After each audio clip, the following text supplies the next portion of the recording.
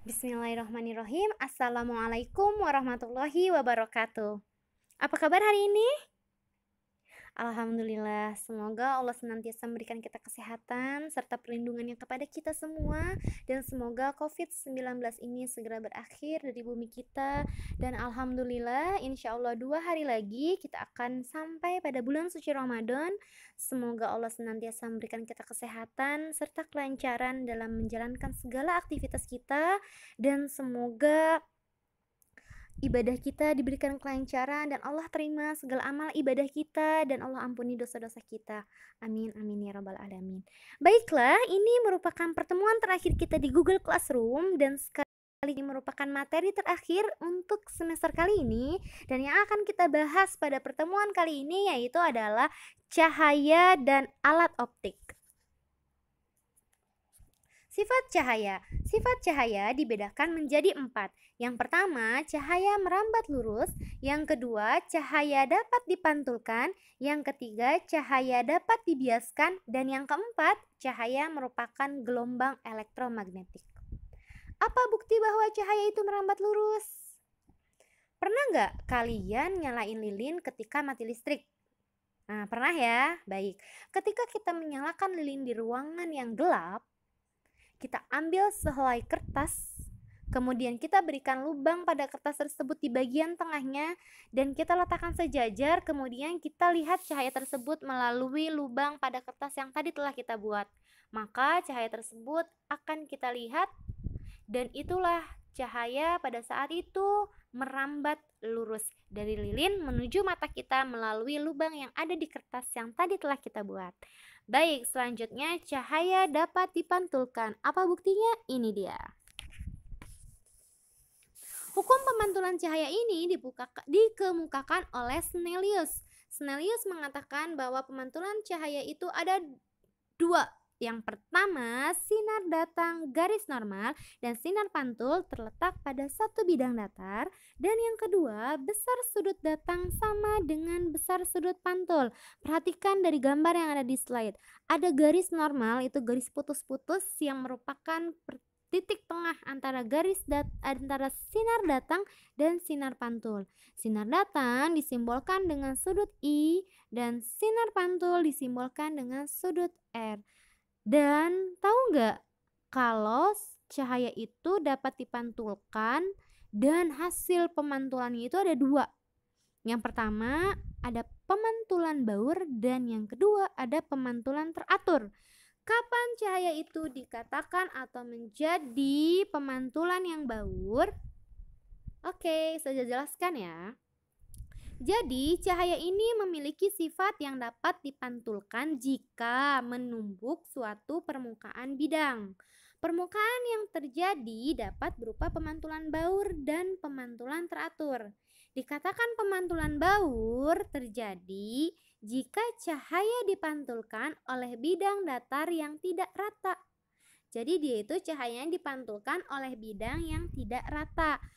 Apa contohnya? Seperti aspal, tembok, dan batang kayu. Dan pemantulan teratur terjadi jika cahaya dipantulkan oleh bidang yang rata, seperti pada cermin datar. Ingat ya, tadi berdasarkan hukum Snellius, maka besar sudut datang sama dengan besar sudut pantul. Cahaya dapat dibiaskan. Nah, perhatikan di gambar. Di gambar ini ada gelas yang diisi air mineral, kemudian dimasukkan sendok ke dalam gelas tersebut, dan apa yang terjadi? Sendok yang berada di dalam air nampak lebih besar dibandingkan sendok yang berada di atas air. Kenapa hal ini bisa terjadi? Hal ini terjadi karena terdapat kerapatan optik yang berbeda di antara gelas ini. Cahaya akan dibiaskan ketika melalui 2 medium yang memiliki kerapatan optik yang berbeda. Karena di dalam gambar ini terdapat kerapatan optik yang berbeda, ini dikatakan 2 medium. Why? Karena di atas ini tidak ada airnya. Di bagian atas gelas ini tidak terdapat air. Dan di bagian bawahnya, di tengah gelas ini terdapat air. Berarti ini ada 2 medium yang berbeda. Dan kerapatan optiknya pun berbeda, sehingga terjadilah proses pembiasan.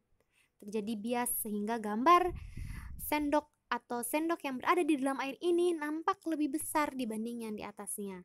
Dan semakin besar perubahan kecepatan cahaya saat melalui dua medium yang berbeda, akan semakin besar pula efek pembiasan yang terjadi. Jadi kecepatan cahaya juga mempengaruhi nih. Hasil biasnya menjadi lebih besar atau tidak, menjadi semakin besar ketika pintar, kecepatan cahayanya juga semakin besar. Namun, pembiasan tidak akan terjadi saat cahaya masuk dengan posisi tegak lurus bidang batas kedua medium. Cahaya merupakan gelombang elektromagnetik.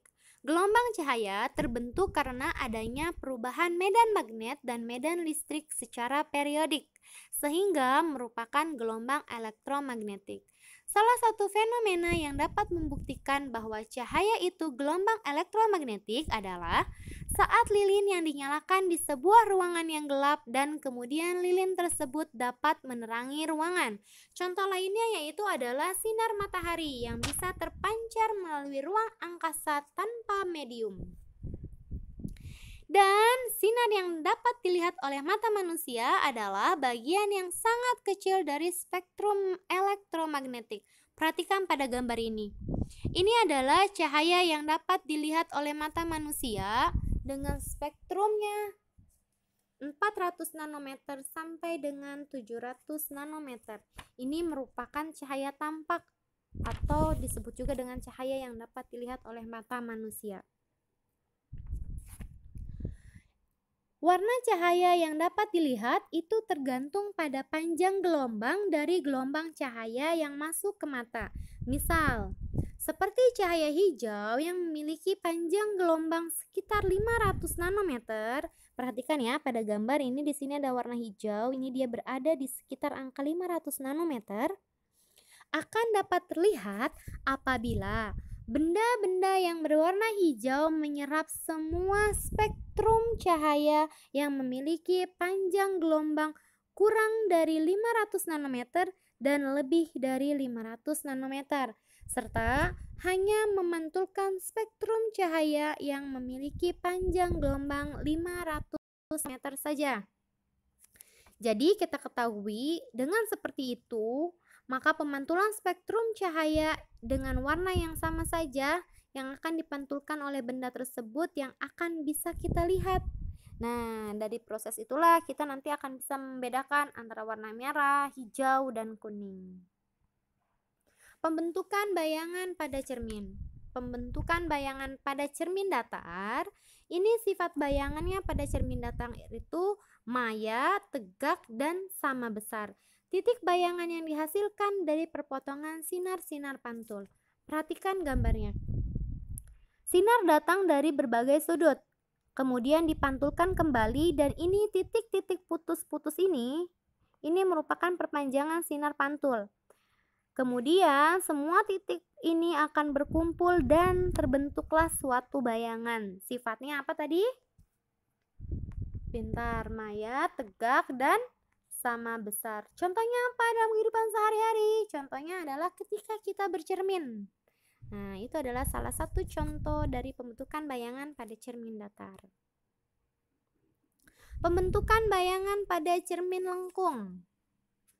Cermin lengkung adalah cermin yang permukaannya melengkung. Dan ada dua jenis cermin lengkung sederhana, yaitu ada cermin silinder dan cermin bola. Baik, perhatikan gambar yang ada di slide. Bagian M adalah titik pusat kelengkungan cermin. Ini adalah titik pusat kelengkungan cermin yang disimbolkan dengan huruf M besar, yaitu titik pusat bola. Titik tengah cermin adalah O besar. Ini adalah titik tengah. Sumbu utama yaitu O dan M. Garis yang menghubungkan antara titik M, ini adalah garis titik M yang ini. Garis titik M ya.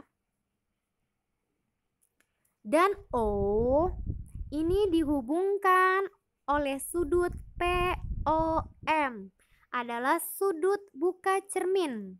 Nah, sudut POM ini adalah sudut buka cermin. Ketika sumbu utamanya adalah M dan pusatnya adalah O. Seperti itu ya. Nah, cermin bola ini juga kan tadi dijelaskan bahwa cermin lengkung ini dibedakan menjadi silinder dan cermin bola. Cermin bola ini dibagi menjadi dua, yaitu ada cermin cekung dan cermin cembung. Cermin yang irisan permukaan bola bagian mengkilapnya terdapat di dalam disebut dengan cermin cekung, dan cermin yang irisan permukaan bola bagian mengkilapnya terdapat di luar maka disebut cermin cembung. Dan unsur-unsur cermin lengkung yaitu ada 5. Yang pertama, pusat kelengkungan cermin. Kedua ada vertex, kemudian ada titik api, ada jari-jari kelengkungan cermin, dan ada jarak fokus. Pusat kelengkungan cermin ini merupakan titik di pusat bola yang diiris menjadi cermin. Pusat kelengkungan cermin biasanya disimbolkan dengan huruf M besar. Vertex merupakan titik di permukaan cermin di mana sumbu utama bertemu dengan cermin yang disimbolkan dengan huruf O besar. Titik api atau disebut juga dengan fokus. Titik api adalah titik bertemunya sinar-sinar pantul yang datangnya sejajar dengan sumbu utama, terletak antara vertex dan pusat, dan disimbolkan dengan huruf F besar. Jari-jari kelengkungan cermin adalah jarak dari vertex yang disimbolkan dengan huruf O besar ke pusat kelengkungan cermin yang disimbolkan dengan huruf M besar, dan jari-jari kelengkungan cermin biasanya disimbolkan dengan huruf R besar. Nah, ini dia jari-jarinya. Dan jarak fokus adalah jarak dari vertex ke titik api dan disimbolkan dengan huruf F kecil. Cermin cekung. Cermin cekung merupakan cermin yang memiliki sifat konvergen atau pengumpul cahaya, oleh karenanya nilainya positif.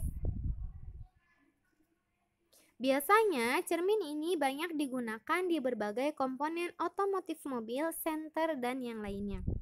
Nah, seperti yang tadi telah dikatakan ya, ingat bahwa hukum pemantulan yang menyatakan besar sudut datang sama dengan sudut pantul ini juga berlaku untuk cermin cekung.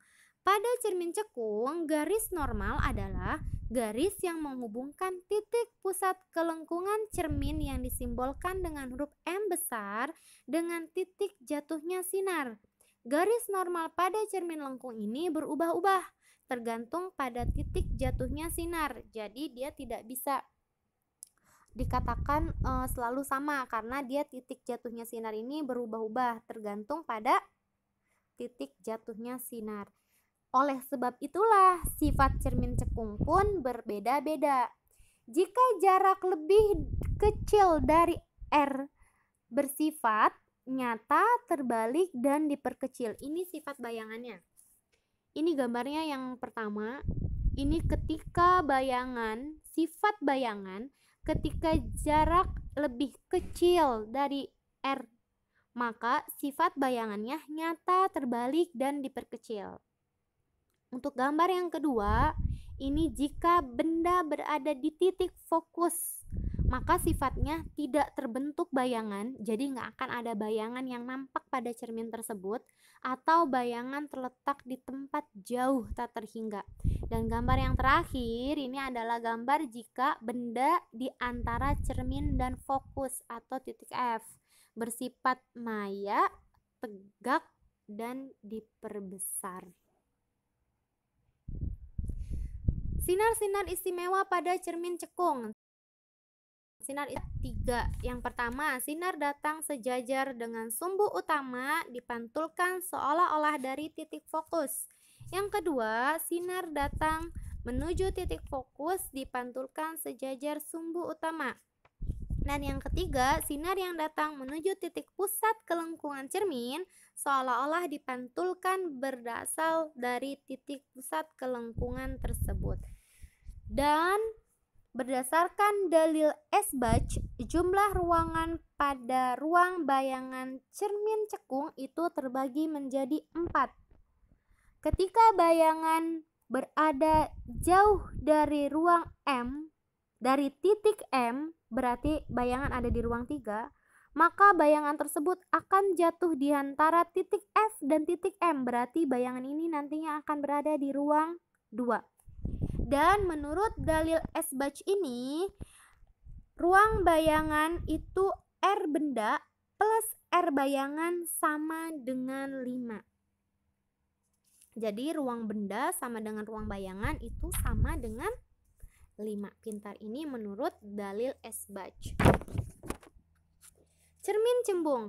Cermin cembung, pembentukan bayangan pada cermin ini bersifat maya, tegak, dan diperkecil. Contoh aplikasi dalam kehidupan sehari-hari yaitu pada kaca spion motor dan spion mobil serta cermin yang ada di tikungan jalan raya. Pernah melihat cermin yang berada di tikungan jalan raya? Pernah. Pernah bercermin di situ? Belum pernah. Baik, jika kalian penasaran ingin membuktikan, nanti kalau kalian bertemu dengan cermin itu berhenti dan bercerminlah di situ. Coba kita buktikan benar diperkecil atau tidak, dan yang pasti itu benar diperkecil. Sinar istimewa pada cermin cembung. Ini juga ada 3. Yang pertama, sinar datang sejajar sumbu utama dipantulkan seolah-olah dari titik fokus. Yang kedua, sinar datang menuju titik fokus dipantulkan sejajar sumbu utama. Dan yang ketiga, sinar yang datang menuju titik pusat kelengkungan cermin seolah-olah dipantulkan berasal dari titik pusat kelengkungan tersebut. Lensa dibedakan menjadi 2, menjadi lensa cekung dan lensa cembung. Untuk lensa cembung, bagian tengahnya lebih tebal dibandingkan bagian pinggir. Ini lensa cembung dan ini lensa cekung. Lensa cekung ini bagian tengahnya lebih tipis dibandingkan dengan bagian pinggirnya. Sinar istimewa pada lensa cembung. Yang pertama, suatu sinar datang sejajar sumbu utama lensa akan dibiaskan menuju titik fokus aktif atau F1 di belakang lensa. Ingat ya, lensa ini disimbolkan dengan huruf O. Dan sinar datang melalui titik fokus pasif F2 di depan lensa akan dibiaskan sejajar sumbu utama. Dan yang ketiga, suatu sinar datang melalui titik pusat optik lensa disimbolkan dengan huruf O akan diteruskan tanpa dibiaskan. Jadi dia nanti tidak akan dibiaskan, langsung aja masuk. Dan untuk sinar istimewa lensa cekung, yang pertama, sinar datang sejajar sumbu utama lensa seolah-olah dibiaskan berasal dari titik fokus aktif, yaitu disimbolkan dengan huruf F besar yang berada di depan lensa. Yang kedua, sinar datang seolah-olah menuju titik fokus di depan lensa akan dibiaskan sejajar sumbu utama. Dan yang ketiga, sinar datang melalui pusat optik lensa akan diteruskan tanpa dibiaskan.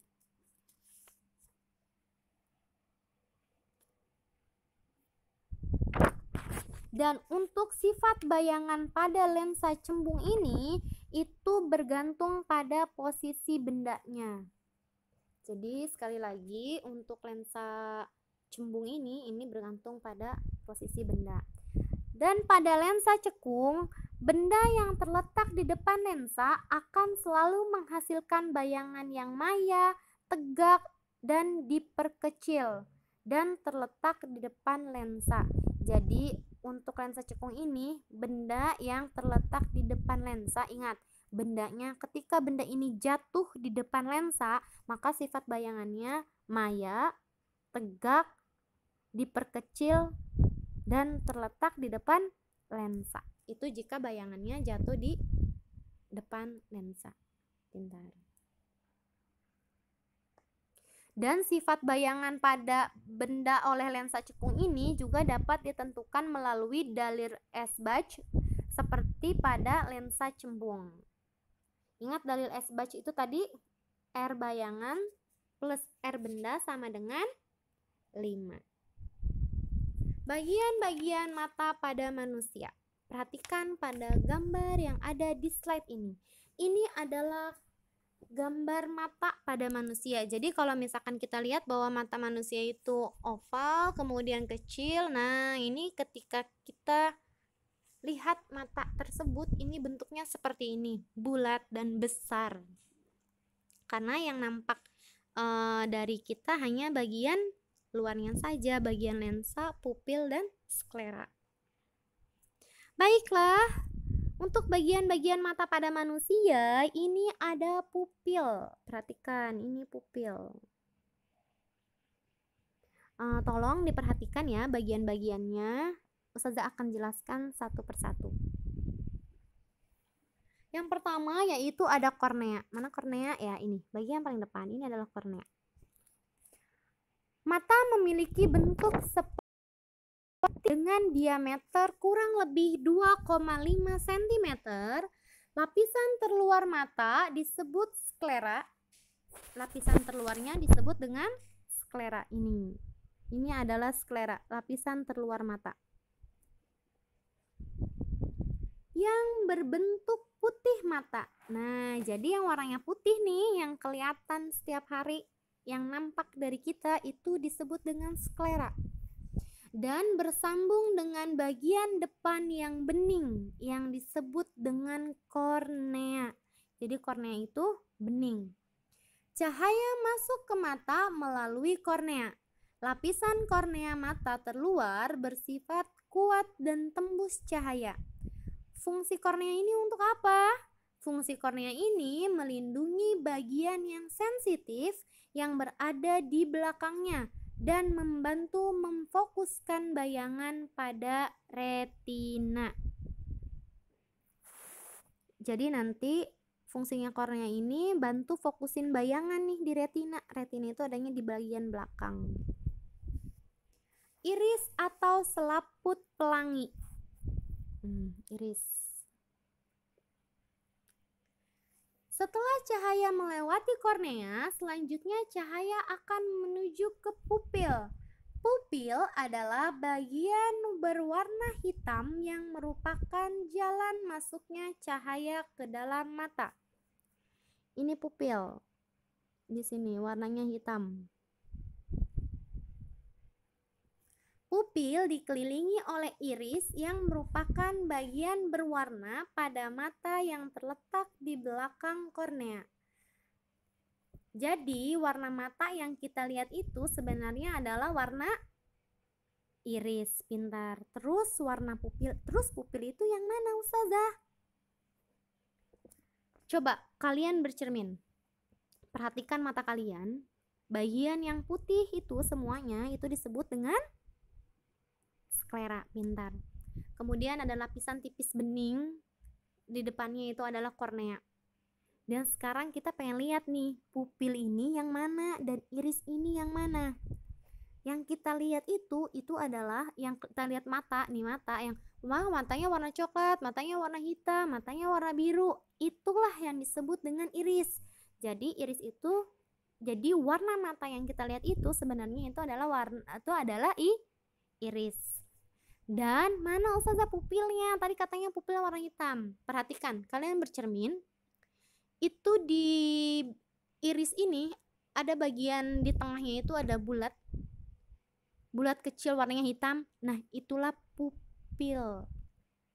Paham? Pintar. Jumlah cahaya yang masuk ke dalam mata itu diatur oleh iris. Jadi iris itu fungsinya untuk mengatur banyak sedikitnya cahaya yang masuk ke dalam mata. Besar dan kecilnya iris dan pupil ini bergantung pada jumlah cahaya yang masuk. Jadi ketika pupilnya sama irisnya membesar atau mengecil itu dipengaruhi oleh cahaya yang masuk. Kapan pupilnya membesar dan kapan pupilnya jadi mengecil? Nanti Ustazah akan jelaskan. Lensa mata. Setelah melewati pupil, mana lensa mata? Nah, lensa ya. Lensa bergerak merambat menuju ke cahaya bergerak merambat menuju ke lensa. Lensa mata itu berbentuk bikonveks. Bikonveks itu artinya nih, lensa ini lensa di sini dia bentuknya bikonveks atau cembung depan belakang seperti lensa pada kaca pembesar dan sifatnya fleksibel. Otot siliar yang ada pada mata akan membantu mengubah kecembungan lensa mata. Ya, ini adalah lensa di sini. Tadi kan sudah dijelaskan tuh kapan pupil sama lensa itu membesar atau mengecil. Baik. Ketika kita melihat benda yang berada di jarak jauh, otot siliaris akan mengalami relaksasi. Nih, ini muscle-nya nih, ototnya. Otot siliaris akan mengalami relaksasi. Hal ini menyebabkan lensa mata menjadi datar dan mata melihat tanpa berakomodasi. Ketika kamu atau ketika kita melihat benda yang berada pada jarak yang dekat, maka otot siliaris akan mengalami kontraksi. Hal ini akan menyebabkan lensa mata menjadi cembung. Pada kondisi ini, mata dikatakan berakomodasi maksimum. Dengan mengubah kecembungan lensa, lensa dapat menangkap bayangan yang jelas pada jarak jauh dan dekat. Dan selanjutnya bayangan tersebut akan dibentuk di retina. Ingat, tadi fungsinya retina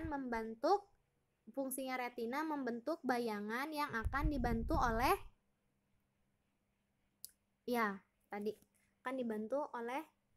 iris untuk memfokuskan bayangan. Nah, jadi ketika mata berakomodasi maksimal, itu mata keadaan pupil dan iris kalian dalam keadaan membesar. Dan ketika mata itu tidak berakomodasi atau dalam keadaan relaksasi, berarti itu mata sedang dalam kondisi tidak melakukan akomodasi atau matanya rileks, jadi normal. Dalam keadaan normal.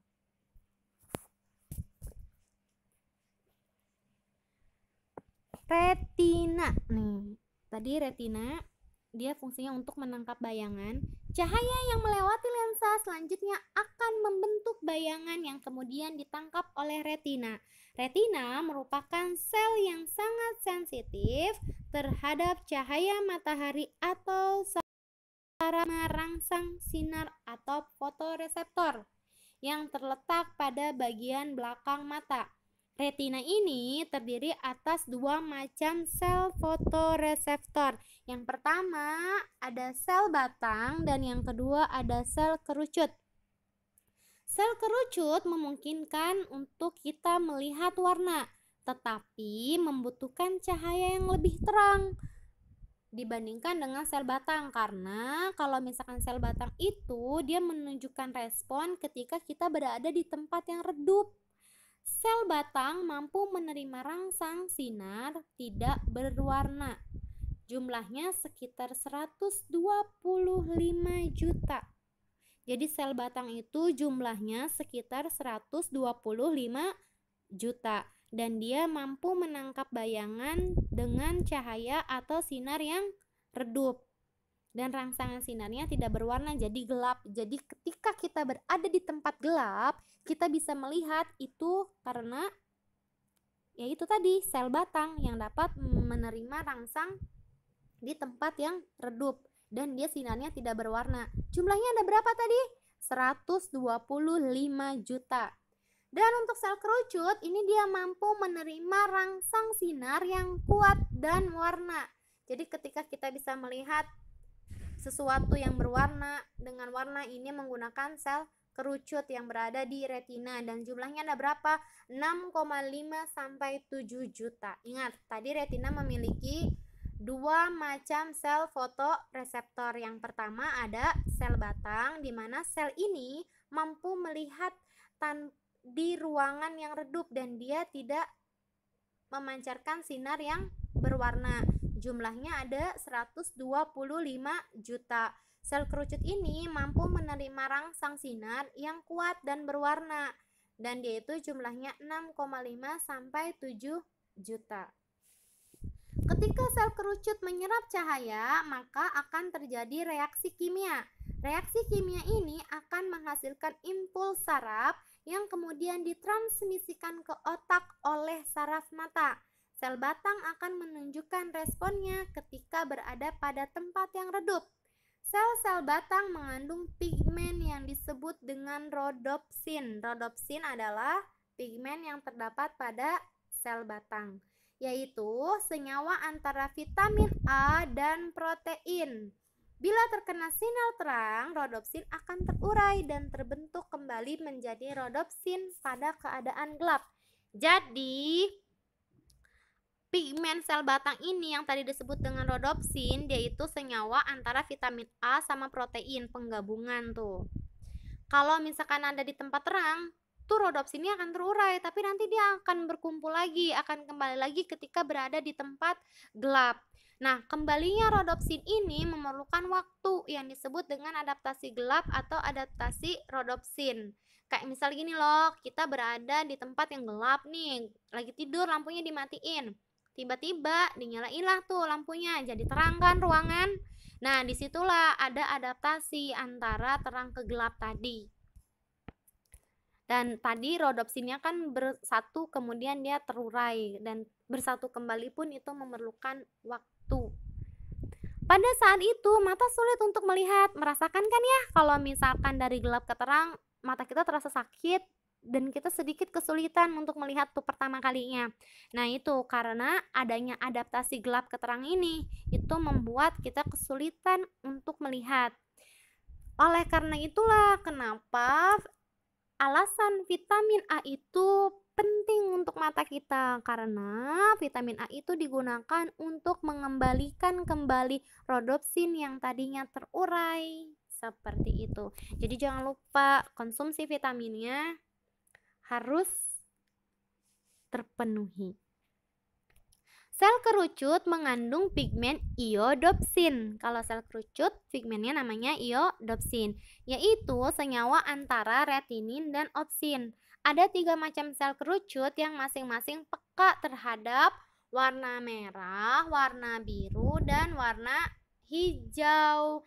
Sebenarnya itu adalah warna utama yang bisa kita lihat tuh warna biru, merah, sama hijau. Dan warna yang lain yang bisa kita lihat seperti orange, kemudian salam, terus warna apalagi abu-abu, kemudian warna gold. Itu merupakan kombinasi dari seluruh spektrum warna merah, biru, dan hijau. Jadi kita bisa melihat warna lain karena ketiga warna tersebut berkombinasi menjadi spektrum yang akhirnya menghasilkan warna yang bisa kita lihat. Itu tadi di bagian-bagian mata pada manusia. Selanjutnya yaitu adalah gangguan pada indera penglihatan. Gangguan pada indera penglihatan ini dibedakan menjadi rabun dekat atau hipermetropi, rabun jauh, miopi, buta warna, presbiopi, dan astigmatisme. Rabun dekat atau hipermetropi. Seorang penderita rabun dekat tidak dapat melihat benda yang berada pada jarak dekat kurang lebih 30 cm dengan jelas. Jadi kalau kalian tuh nggak bisa ngelihat atau rabun penglihatannya di jarak 30 cm, berarti kalian mengidap atau menderita rabun dekat. Hal ini karena bayangan yang terbentuk jatuh di belakang retina, sehingga bayangan yang jatuh pada retina itu menjadi tidak jelas atau kabur. Dan kalau untuk penderita rabun dekat ini, yaitu menggunakan kacamata positif dapat menolong penderitanya sehingga nanti matanya akan melihat secara normal kembali dengan bantuan lensa positif. Yang kedua, rabun jauh. Rabun jauh, penderita rabun jauh ini tidak dapat melihat benda pada jarak jauh tak terhingga dengan jelas. Hal ini dikarenakan bayangan yang terbentuk jatuh di depan retina.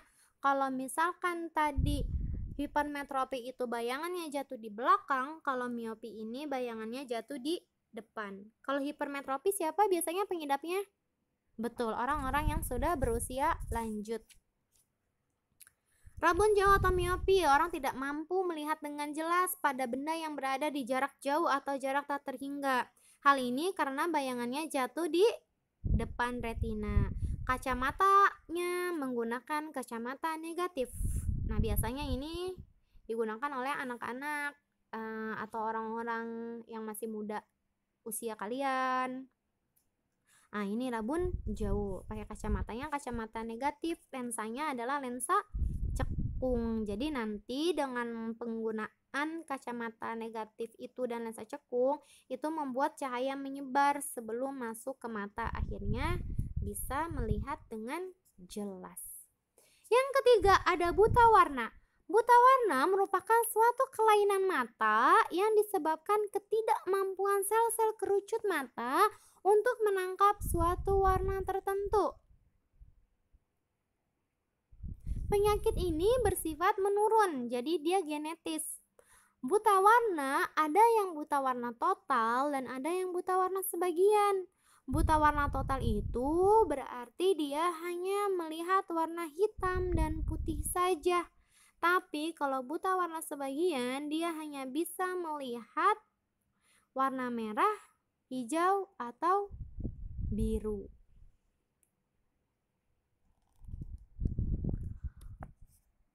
Jadi gini, kalau buta warna itu sifatnya genetis. Dia keturunan. Kalau ada ayah atau ibu yang mengidap buta warna, dan biasanya buta warna ini presentasi terbesarnya terjadi pada laki-laki. Jadi nanti anaknya tuh kalau orang tuanya ada yang buta warna, salah satu anaknya nanti akan ada yang mengalami buta warna.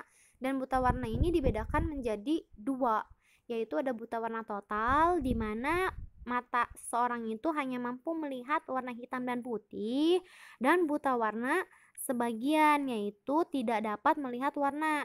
Dia nggak bisa tuh melihat warna merah, hijau, sama warna biru yang tadi dijelasin. Sebenarnya itu kan warna utama yang ditangkap oleh mata. Nah, dia itu nggak bisa tuh ngelihat warna merah, hijau, sama biru. Jadi makanya suka kebalik-balik, ngelihat warna hijau jadi merah, ngelihat warna merah jadi biru. Dan gimana caranya kita bisa tahu orang itu buta warna atau enggak? Biasanya menggunakan uji Ishihara. Uji tersebut didasarkan pada penentuan angka atau pola yang ada pada kartu dengan berbagai ragam warna atau dengan pola tertentu. Ada satu seri gambar titik bola kecil dengan warna yang besar-besar dan berbeda-beda. Ini contohnya salah satu huruf toke untuk mengecek kelainan buta warna. Ini kita menggunakan uji Ishihara. Coba perhatikan gambar yang ada di slide ini. Kira-kira menurut kalian ini angka atau huruf berapa yang ada di gambar ini? Coba tebak. Kalau salah berarti kalian mungkin mengidap buta warna. Benar, jawabannya yaitu adalah angka 73. Kalau kalian beda berarti kalian cek lagi ya. Dan yang keempat yaitu ada presbiopi. Presbiopi ini disebut juga rabun jauh dan dekat atau rabun tua. Karena kelainan mata ini biasanya diderita oleh orang yang sudah tua. Kelainan jenis ini membuat si penderita tidak mampu melihat dengan jelas benda-benda yang berada di jarak jauh maupun jarak dekat. Dan ada astigmatisme, di mana ini adalah istilah untuk silinder. Sebuah gangguan pada mata karena penyimpanan dalam pembentukan bayangan pada lensa. Hal ini disebabkan oleh cacat lensa yang tidak dapat memberikan gambaran atau bayangan garis vertikal dengan horizontal secara bersamaan. Biasanya nanti dibantu sama lensa silindris. Yang terakhir, alat optik dalam kehidupan sehari-hari. Ini dia. Untuk alat optik dalam kehidupan sehari-hari, itu contohnya ada lup, ada mikroskop, dan ada apa ini? Pintar. Ini adalah teleskop bias. Ada teleskop bias dan ada teleskop pantul. Sifatnya sama, dia ini memiliki lensa seperti mata kita, jadi mereka sifatnya itu mengikuti mata manusia, memiliki lensa artinya untuk memfokuskan bayangan, untuk melihat benda yang tidak bisa dilihat langsung oleh mata. Contohnya ini ketika kita ingin melihat mikroba atau bakteri, kita bisa menggunakan mikroskop. Kemudian ketika kita ingin melihat benda dari jarak jauh, kita bisa menggunakan teleskop. Dan ketika kita menggunakan benda yang kecil atau ingin melihat sesuatu yang kecil, selain menggunakan mikroskop, kita bisa menggunakan loop, dan ini kamera untuk memfokuskan gambar. Kita jadi bisa menangkap dan mengabadikan foto. Baiklah, demikian penjelasan dari Ustazah. Jika ada yang masih kurang jelas atau belum paham, kalian bisa tulis di kolom komentar pertanyaannya atau bisa langsung email ke Ustazah. Dan semoga Allah memberikan taufiknya kepada kalian agar mempermudah dan dimudahkan dalam menerima pelajaran dan dimudahkan dalam segala hafalannya. Dan semoga apa yang Ustazah sampaikan bermanfaat dan bisa menjadi amal baik untuk Ustazah. Kurang lebihnya mohon maaf. Semangat, 2 pekan lagi akan ujian dan pekan depan ujian tahfiz. Semoga Allah lancarkan segalanya dan diberikan nilai yang terbaik. Ingat ya nak, usaha itu tidak pernah mengkhianati hasil itu tidak pernah mengkhianati proses. Jadi berusahalah dengan keras dan berusahalah semaksimal mungkin, dan hasilnya kita serahkan pada Allah. Kurang lebihnya Ustazah mohon maaf. Wassalamualaikum warahmatullahi wabarakatuh.